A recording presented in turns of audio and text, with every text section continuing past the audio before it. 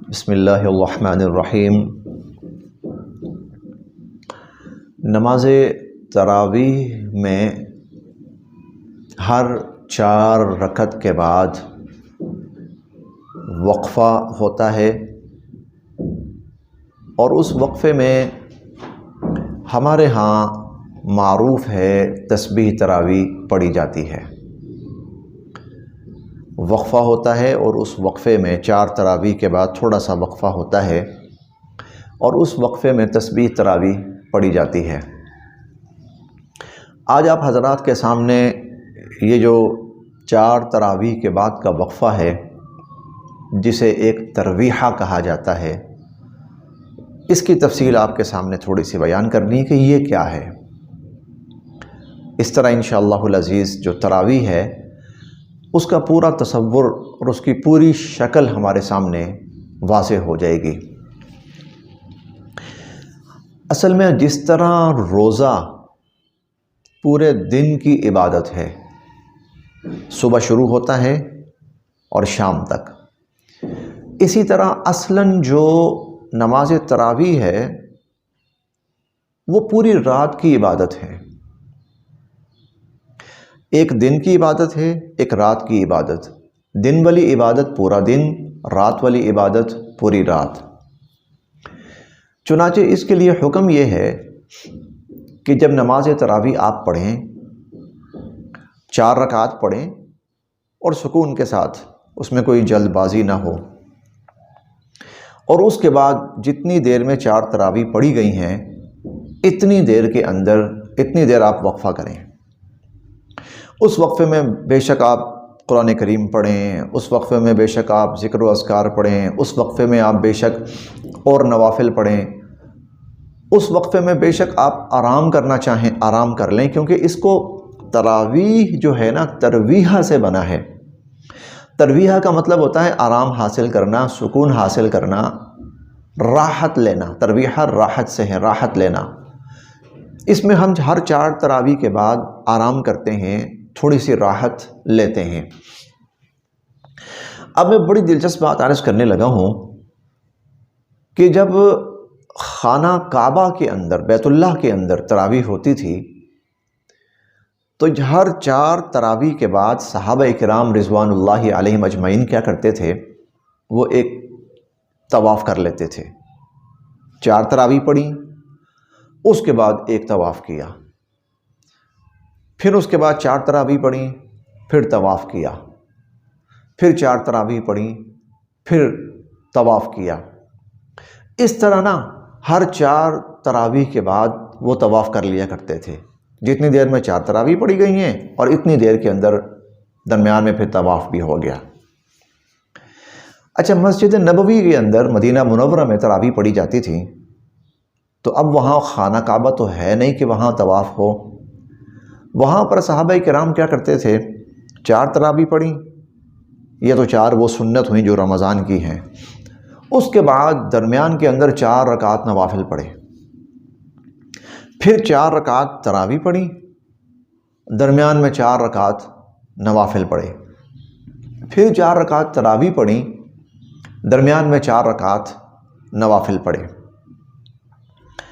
اس طرح وہ جو تھے مدینہ منورہ والے صحابہ کرام، مسجد نبوی میں نماز تراویح پڑھنے والے، وہ تراویح اور نوافل 36 رکعات پڑھا کرتے تھے۔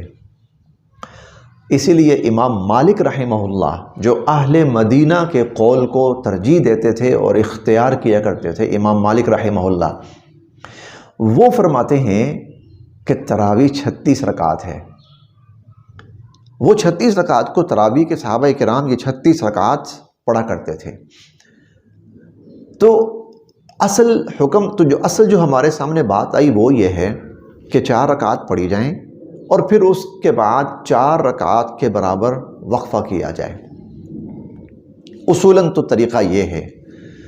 اب یہ جو وقفہ ہے اس میں ذکر و اذکار کیا جائے، اس میں قرآن کریم کی ویسے تلاوت کی جائے، اس میں نوافل پڑھنے ہیں وہ پڑھے جائیں، کوئی درود شریف پڑھنا چاہتا ہے وہ پڑھ لے۔ بعض جگہوں پر آپ نے دیکھا ہوگا 4 رکعات تراویح ہوتی ہے اور اس کے بعد پھر ترجمہ، خلاصہ، واضح و نصیحت، کچھ یہ بھی ہوتا ہے۔ تو دراصل تراویح کا طریقہ یہ ہے، تراویح کا طریقہ یہ ہے، خواتین کے لیے تو اس میں بہت آسانی ہو جاتی ہے کہ وہ 4 رکعت پڑھیں اور اس کے بعد گھر کے اگر کوئی چھوٹے موٹے 2-4 کام ہیں وہ نمٹا لیں، پھر اس کے بعد 4 رکعت پڑھیں اور درمیان کوئی اور کام ہیں وہ نمٹا لیں، نماز بھی ہو رہی ہے، ان کے کام بھی ہو رہے ہیں، اور اس طرح رات کا بڑا حصہ وہ نماز کی ادائیگی میں گزر رہا ہے۔ لیکن اب لوگوں کے مزاج کو دیکھتے ہوئے کہ اتنا وقت دینا لوگوں کے لیے مشکل ہے، تو لوگ ذرا جلدی چاہتے ہیں اور چاہتے ہیں کہ تھوڑے وقت کے اندر ہماری نماز تراویح جو ہے وہ مکمل ہو، اسی لیے وہ جو درمیان کا 4 تراویح کے بعد کا وقفہ ہے اس کو ہم نے مختصر کر لیا ہے۔ اب یہ سنیے اور سمجھیے کہ جب 4 تراویح ہو جاتی ہیں تو ان کے بعد تھوڑی دیر وقفہ ضرور کرنا چاہیے، 1 منٹ 2 منٹ۔ اس کے اندر جو شخص جو پڑھنا چاہتا ہے وہ پڑھ سکتا ہے، کوئی بھی چیز حتمی طور پر متعین نہیں ہے۔ کوئی درود شریف پڑھنا چاہتا ہے پڑھے، کوئی اس دوران ہمارے ہاں تسبیح تراویح کے نام سے ایک دعا ہے، سبحان ذی الملک والملکوت، چونکہ یہ الفاظ احادیث میں آئے ہیں، اللہ رب العزت کی عظمت اور اللہ کی حمد و ثنا ہے اس کے اندر، لہٰذا اگر کوئی شخص یہ پڑھنا چاہے، اور زیادہ تر یہ ہمارے ہاں معروف ہو گئی ہے، ذرا پھیل گئی ہے، پڑھ سکتا ہے۔ اگر کوئی شخص یہ نہیں پڑھنا چاہتا، وہ کچھ اور پڑھنا چاہتا ہے، وہ پڑھ سکتا ہے۔ کوئی شخص اس دوران اضافی 2 نوافل پڑھنا چاہتا ہے، پڑھ سکتا ہے۔ کوئی شخص یہ سوچتا ہے کہ میری کچھ نمازیں قضا ہیں، چلیں میں درمیان کے اندر وہ قضا نمازیں شروع کر دیتا ہوں، وہ کر سکتا ہے۔ اگر کہیں پر ایسا ہے کہ 4 رکعات کے بعد 15-20 منٹ کا وقفہ ہے اور کوئی شخص سوچتا ہے کہ میں قضاء حاجت کر رہا ہوں، وہ یہ بھی کر سکتا ہے۔ اگر کوئی شخص یہ چاہتا ہے کہ میں تھوڑی دیر کے لیے آنکھیں بند کر کے لیٹ جاتا ہوں تاکہ میں تھوڑا سا سکون حاصل کر لوں، تو یہ تو اچھی صورت ہے، کیونکہ ترویحہ ہے ہی راحت سے ہے، اور راحت کا مطلب ہے کہ لوگوں نے کھڑے ہو کر کچھ 15-20 منٹ لگائے ہیں، آدھا گھنٹہ لگا ہے لوگوں کا 4 رکعات کے اندر، اب 5 منٹ لوگوں کو آرام مل جائے، وہ آرام سے بیٹھ کر تلاوت کر لیں، وہ درود شریف پڑھ لیں، وہ آنکھیں بند کر لیں، وہ جا کے وضو کر آئیں، وہ جا کے چائے پی آئیں، وہ کھانا کھا لیں، یہ ساری چیزیں ممکن ہیں اور یہ ساری چیزیں جائز ہیں۔ تو اصل جو بات ہے وہ یہ ہے کہ اس عبادت کو زیادہ سے زیادہ وقت ملنا چاہیے، اور اس زیادہ سے زیادہ وقت کی ترتیب اس طرح سے حضور علیہ الصلوۃ والسلام کی طرف سے، صحابہ کرام کی طرف سے طے ہوئی ہے کہ 4 رکعت پڑھی جائیں، پھر تھوڑا سا وقفہ ہو، پھر 4 رکعت پڑھی جائیں، پھر وقفہ ہو، پھر 4 رکعت پڑھی جائیں، پھر وقفہ ہو، پھر 4 رکعت پڑھی جائیں، پھر وقفہ ہو۔